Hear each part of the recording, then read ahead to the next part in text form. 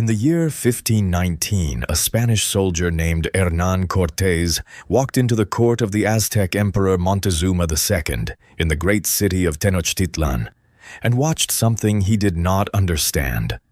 Servants were bringing the emperor a drink. It was dark, thick, and bitter, whipped into a reddish-brown foam and poured from a golden cup.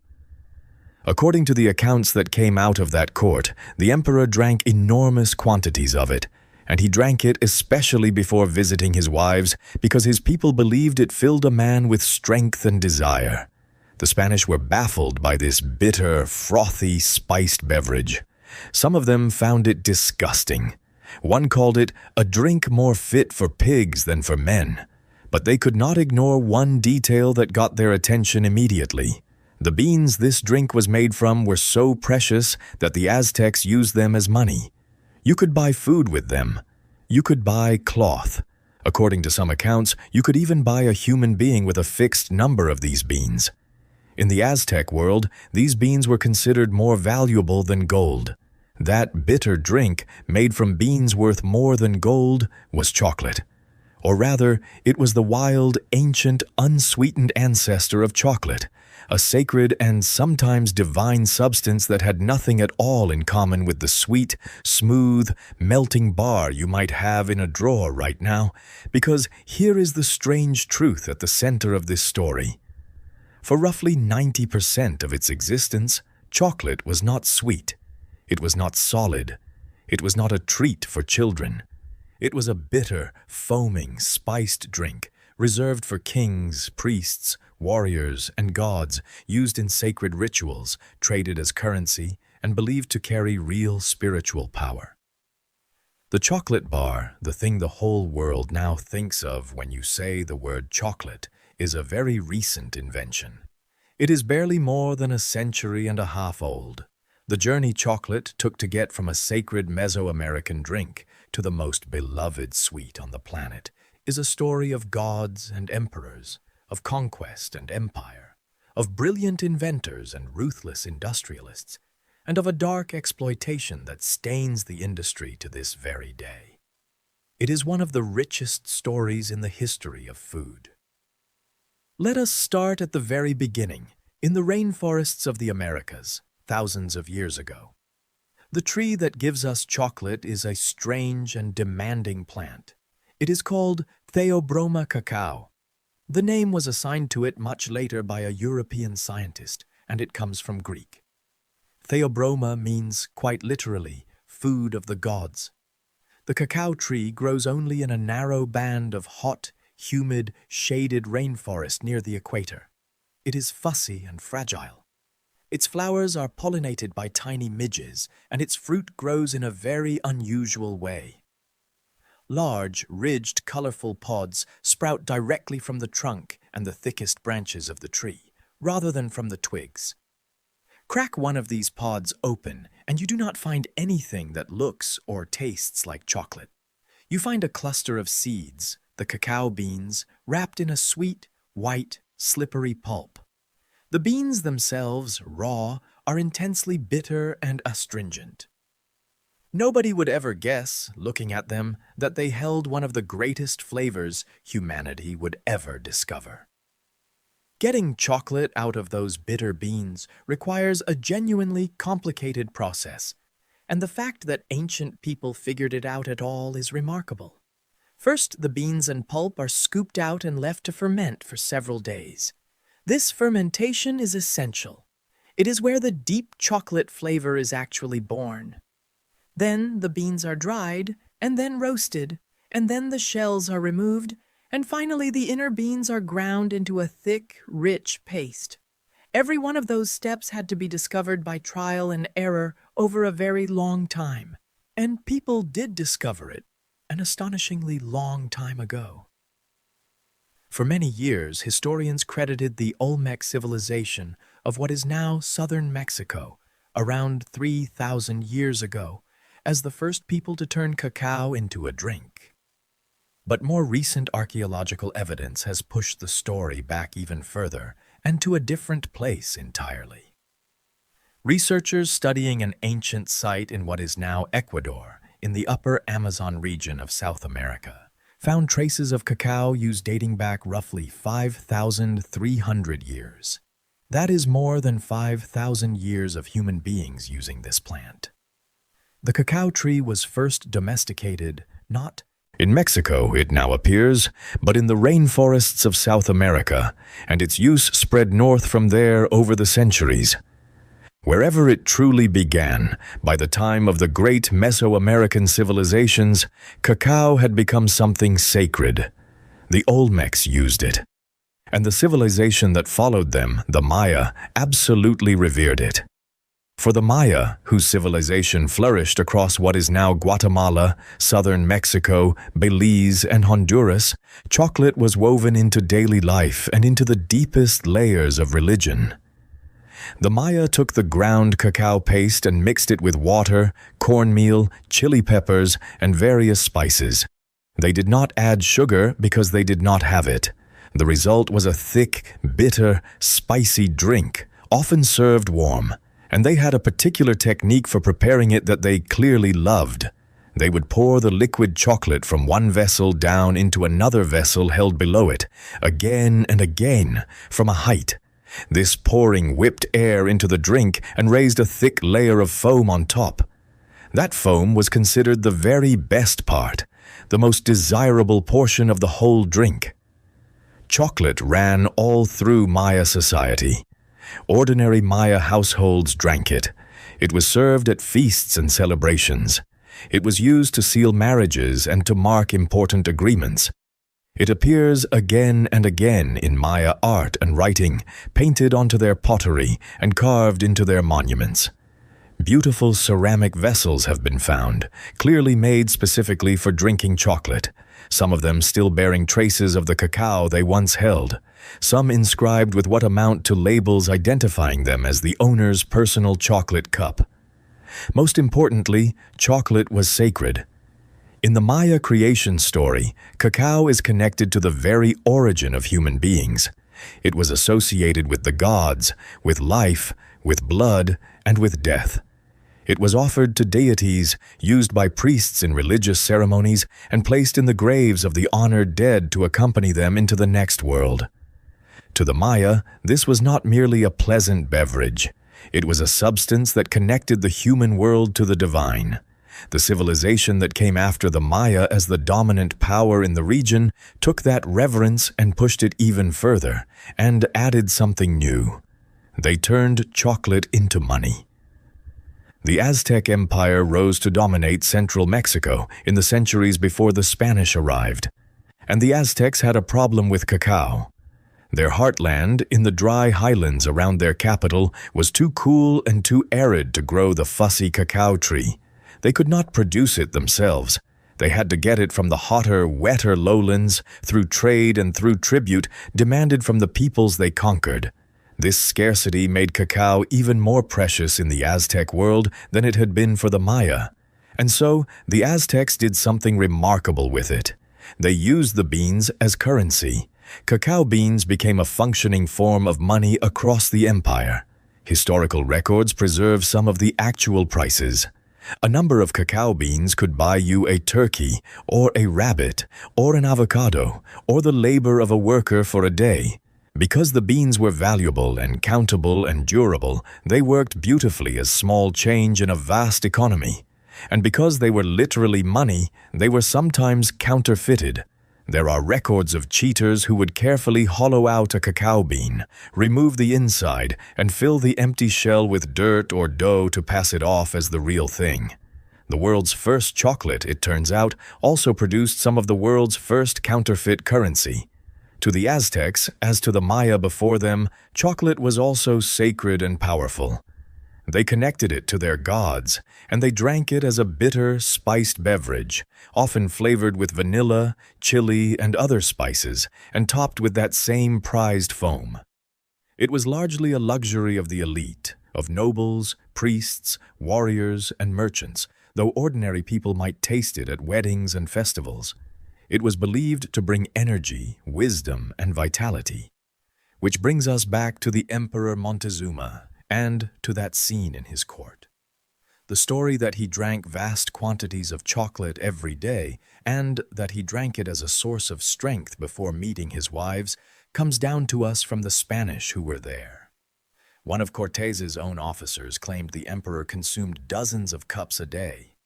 Now, historians treat that specific number with real caution, because it comes from foreign observers who did not fully understand what they were seeing and who had reasons to exaggerate the exotic wealth of the empire they were in the process of conquering. But the core of it is well supported. Chocolate was central to the Aztec court. It was a drink of power and prestige, and the emperor and his nobles consumed it in a ceremonial, almost sacred way from vessels of gold. The Spanish had walked into a civilization that treated a bitter brown drink as something close to holy, and treated the beans it came from as treasure. They had come looking for gold.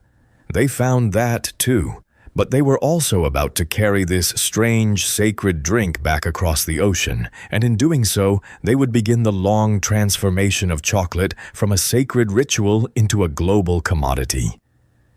That transformation would start with a single, simple change. The Europeans were going to make it sweet. Exactly how chocolate first crossed the Atlantic is a little uncertain, and there are several competing stories.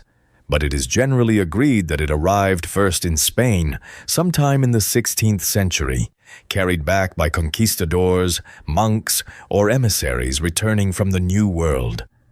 When it first arrived, the Spanish faced the same obstacle everyone from outside Mesoamerica faced. The traditional drink was bitter, and it was spiced with chili in a way that Europeans did not care for. And then, someone made the change that would alter the destiny of chocolate forever. They added sugar, and often honey and cinnamon and vanilla. They took out the chili. They served it hot. Suddenly, chocolate was transformed. The bitter, sacred, savory drink of the Aztecs became a sweet, warm, comforting European treat, and the Spanish fell completely in love with it. For a remarkable stretch of time, roughly a century, Spain managed to keep chocolate a closely guarded secret, enjoyed by the Spanish court and aristocracy, while much of the rest of Europe knew little about it. Spanish monasteries produced it. Spanish nobles drank it. It became a fashionable luxury of the elite. But secrets like that never last. Through royal marriages, through trade, through travelers and monks, knowledge of chocolate slowly spread out of Spain and across the continent during the 1600s. It reached Italy, then France, then England, and beyond. And everywhere it went, it became the height of aristocratic fashion. In cities like London, chocolate houses appeared, elegant establishments where wealthy and fashionable people gathered to drink chocolate, to talk politics, to gamble, and to be seen. These were the exclusive social clubs of their day, and they were expensive. Chocolate in this era was heavily taxed and costly, which kept it firmly in the hands of the rich. It was also still associated with medicine. European physicians, echoing the beliefs of the Aztecs and their own medical traditions, prescribed chocolate as a treatment and a tonic for all sorts of ailments, and as a restorative for the sick. Once again, as with so many of the treats in this story, the line between candy and cure was blurry. For about 300 years after it arrived in Europe, this is what chocolate remained. A luxurious, expensive, fashionable hot drink for the wealthy. It had been sweetened, but in its fundamental form it had not really changed. It was still something you drank, not something you ate. The revolution that would turn chocolate into a solid bar and put it into the hands of ordinary people required the arrival of a new kind of power. The power of the machine. The 19th century, the age of the Industrial Revolution, is where chocolate as we know it was truly born. And it began in the Netherlands in the year 1828 with a Dutch chemist named Coenraad van Houten. Van Houten was wrestling with a basic problem of chocolate. Cacao is very fatty. Roughly half the weight of a cacao bean is a rich fat called cocoa butter. In the traditional drink, this fat made the chocolate greasy and heavy, and it tended to float on top of the liquid in an oily slick that many people found unpleasant. Van Houten invented a machine, a hydraulic press, that could squeeze much of this cocoa butter out of the ground cacao. What remained after the fat was pressed away was a dry, compacted cake that could then be ground into a fine, light powder. This was cocoa powder, and it changed everything.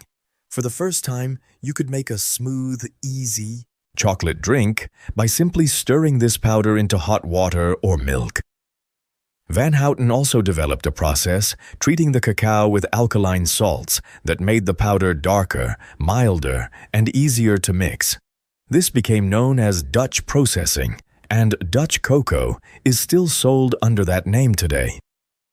Van Houten's invention did two revolutionary things.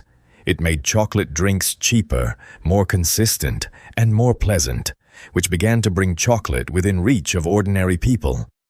But more importantly, by separating the two components of chocolate, the dry cocoa solids and the fatty cocoa butter, it handed future inventors the raw materials they needed to build something entirely new.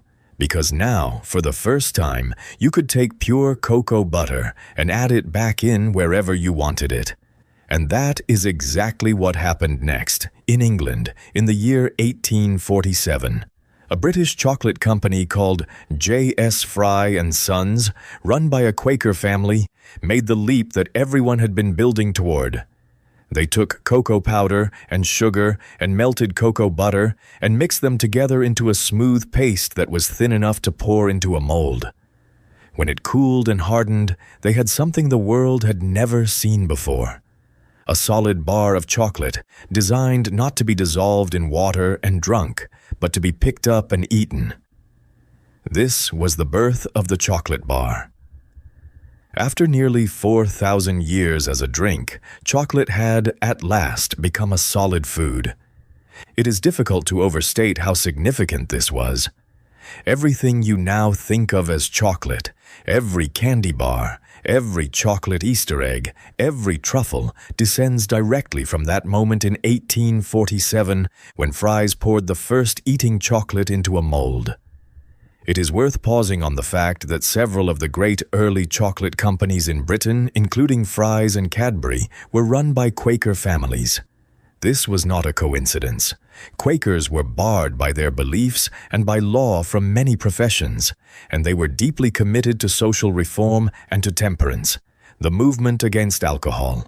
To these reformers, chocolate was a wholesome, non-alcoholic alternative to gin and beer, a treat they could offer the working classes to lure them away from the pub. They built their businesses with a genuine sense of moral mission. That mission, as we will see, would soon collide painfully with where their chocolate actually came from. But first, the bar had to be perfected. And two more inventions, both from Switzerland, would turn that first crude, gritty bar into the melting luxury we know today. The first Fry's chocolate bars were a marvel, but by modern standards, they were not very good. They were dark, coarse, gritty, and often bitter. The chocolate revolution still needed two finishing touches, and both of them came from Switzerland, which was on its way to becoming the chocolate capital of the world. The first breakthrough was milk chocolate. For years, people had wanted to combine chocolate with milk to make it milder and creamier, but there was a stubborn technical problem. Milk is mostly water, and water is the enemy of chocolate. Adding liquid milk to chocolate ruined its texture and made it spoil quickly. The solution came in the 1870s from a Swiss chocolatier named Daniel Peter. Peter happened to live next door to a man named Henri Nestlé, a former pharmacist who had developed a process for making powdered condensed milk, originally as a food for infants. Peter had the crucial insight. If liquid milk was the problem, he would use his neighbor's powdered milk instead, removing the water. After years of experimentation, in the 1870s, Daniel Peter succeeded in combining cocoa butter, sugar, and powdered milk into the first successful milk chocolate. It was smoother, sweeter, and milder than dark chocolate, and it would go on to become, by far, the most popular kind of chocolate in the world. The name of Peter's neighbor, Nestlé, is still one of the largest food companies on Earth today. The second Swiss breakthrough came in the year 1879, and it solved the problem of texture. A chocolatier named Rodolphe Lindt, through what may have been a lucky accident, invented a machine and a process called conching. A conche is a machine that slowly grinds and rolls and kneads the liquid chocolate, sometimes for many hours or even days on end. This long, patient process does something magical. It grinds the cocoa and sugar particles down until they are so small the tongue can no longer feel them, and it evenly coats every particle in cocoa butter. The gritty, coarse chocolate of before was transformed into something silky, smooth, and glossy, chocolate that would melt on the tongue with a luxurious, velvety texture. The name Lindt, too, is still on chocolate bars around the world today. With conching, the last major piece was in place. Chocolate was now sweet, solid, smooth, and creamy. It was, in every essential way, the chocolate we eat now. All that remained was to make it cheap enough and abundant enough for absolutely everyone. And for that, the story crosses the ocean once more, to America. In the United States, one man did more than any other to turn chocolate from a European luxury into an everyday American staple. His name was Milton Hershey. Hershey had already built a successful caramel candy business when he became fascinated by chocolate-making machinery he saw at a fair in the 1890s.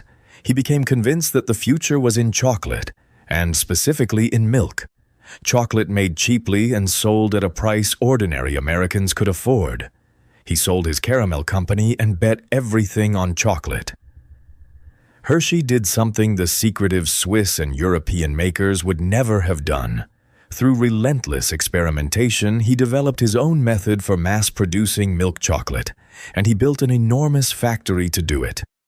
He did not just build a factory, though. In the Pennsylvania countryside, surrounded by the dairy farms that would supply his milk, he built an entire town for his workers, complete with homes, schools, parks, and public transport. The chocolate bars that poured out of that factory were affordable in a way chocolate had never been before. For a few cents, an ordinary working person or a child could buy a bar of sweet, creamy milk chocolate. The Hershey bar became an American icon. The company also created the small, foil-wrapped drops of chocolate called Kisses, which became one of the most recognizable candies in the world. Milton Hershey had completed the democratization of chocolate. The sacred drink of Aztec emperors, the guarded luxury of European aristocrats, was now a cheap treat sold on every street corner in America. Chocolate had also become deeply woven into American life and ritual in another way, through the great chocolate companies that grew up alongside Hershey, like Mars, and the older European houses like Cadbury. Chocolate became the language of love, boxed into heart-shaped assortments for Valentine's Day, a tradition pioneered by Cadbury in the 1800s. It became the centerpiece of Easter, molded into eggs and rabbits. It became the reward pressed into a child's hand, the comfort eaten after heartbreak, the small daily luxury available to nearly everyone. And chocolate went to war. During the Second World War, chocolate was considered so important for the morale and energy of soldiers that the United States military commissioned special ration bars. Hershey developed a chocolate bar for the Army that was deliberately designed to be barely palatable, dense, and only slightly sweet, so that soldiers would save it for emergency energy rather than eating it as a treat. It was engineered to resist melting in tropical heat and to pack a huge number of calories into a small bar. Billions of these ration bars were produced and carried by American troops around the world. For many people in war-torn countries, a chocolate bar handed over by an American soldier was their first taste of chocolate and an unforgettable symbol of hope. Chocolate had conquered the world. It was beloved on every continent, an everyday pleasure for hundreds of millions of people. But that global triumph rested on a foundation that was, and remains, deeply troubling. To understand the true history of chocolate, we have to talk about where all those cheap cacao beans actually came from, and who paid the price for our sweetness. Here is the uncomfortable heart of chocolate's story. As chocolate became cheaper and more popular through the 19th and 20th centuries, demand for cacao beans exploded. And cacao, that fussy tree, only grows in a narrow tropical band near the equator. Someone had to grow and harvest all those beans in brutal conditions for very little money, and all too often they were not paid at all. From the very beginning of the European chocolate trade, cacao production was bound up with forced labor and slavery. The Spanish and Portuguese used systems of forced and enslaved labor to grow cacao in their colonies in the Americas. And as European demand grew and grew, the industry went looking for new places to grow cacao cheaply, with cheap or free labor close at hand. In the late 1800s and early 1900s, the center of that production shifted to two small Portuguese island colonies off the coast of West Africa, São Tomé and Príncipe, nicknamed the Chocolate Islands. At their peak, these islands were among the largest cacao producers in the world, and they supplied a huge share of the cacao used by British chocolate companies, including the Quaker firm of Cadbury. The problem was that the plantations on these islands were worked by laborers brought from mainland Africa under conditions that were slavery in everything but name, even though slavery had officially been abolished. Workers were recruited by force, marched to the coast, and put to labor for terms they had never truly agreed to and were rarely allowed to leave. This created an agonizing contradiction. The Cadbury family, like the Frys, were Quakers, deeply committed to social reform and morally opposed to slavery. And yet, their business was being built on cacao grown by enslaved workers. In the year 1906, a British journalist named Henry Nevinson published a series of explosive articles exposing the brutal reality of labor on São Tomé, describing it plainly as a slave economy and calling the islands a place of doom. The revelations caused a scandal. After a series of court cases and public pressure, Cadbury and other British companies eventually stopped buying cacao from São Tomé. But this did not end the problem. It moved it. The chocolate companies simply shifted their cacao buying to the nearby West African mainland, to the region that would become the modern nations of Ghana and Ivory Coast. And that region has remained the beating heart of the world's cacao production ever since. Today, West Africa, and especially Ivory Coast and Ghana, grows around 70% of all the cacao in the world. The chocolate in your hand almost certainly began as beans grown on a small farm in West Africa, and the exploitation never fully went away. In recent decades, investigations and journalists have repeatedly documented disturbing labor conditions on West African cacao farms, including widespread child labor. Enormous numbers of children work on these farms, many of them doing hazardous work, wielding machetes, carrying heavy loads, and applying chemicals, often instead of going to school. In the worst cases, investigators have found children who were trafficked and forced to work against their will. The great chocolate companies, the household names, have faced repeated public pressure and lawsuits over the cacao in their supply chains. The root of the problem is brutally simple. The farmers who grow cacao are paid so little for their beans and live in such deep poverty that they cannot afford proper adult labor, and the pressure to use the cheapest possible labor, including their own children, is enormous. The people at the very start of the chocolate chain, the ones who actually grow the food of the gods, earn a tiny fraction of what the finished chocolate sells for, and often live on the edge of survival. There is a long and painful distance between the cacao farmer in Ivory Coast, who may never have tasted a chocolate bar, and the shopper who buys that bar without a thought.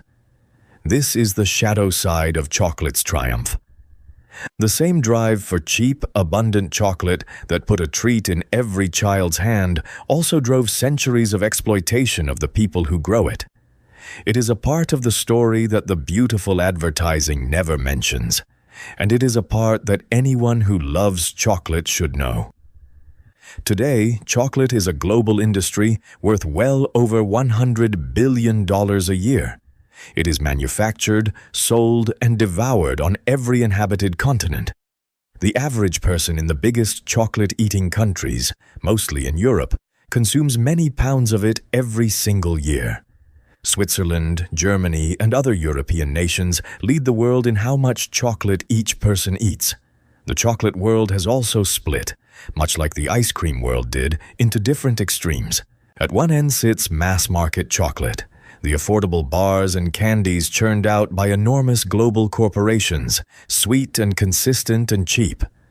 At the other end, a craft chocolate movement has flourished, with small makers going back to the bean, sourcing carefully from specific farms and regions, and treating chocolate the way fine wine is treated, celebrating the distinct flavors that come from different soils and varieties and growing methods. These makers often pay careful attention to ethics, buying directly from farmers and paying fair prices, trying to solve the moral problem at the root of the industry. Alongside them, a movement for ethical chocolate has grown, with fair trade labels and certification schemes attempting to guarantee that the farmers who grew the cacao were paid decently and that no child labor was used. Whether these schemes truly fix the deep problems is fiercely debated, but they reflect a growing awareness among ordinary chocolate lovers that their treat has a human cost and a desire to do better. And chocolate remains, as it has always been, entangled with human ritual, emotion, and comfort. We give it as a gift to say we love someone. We reach for it when we are sad, and science has confirmed there is at least something real behind that instinct, since chocolate contains compounds that gently affect mood and a richness that lights up the pleasure centers of the brain. We build our holidays around it. We hand it to children as the ultimate reward. In a strange way, we have never entirely lost the ancient sense that this substance is special, almost magical, a food touched by something more than the ordinary.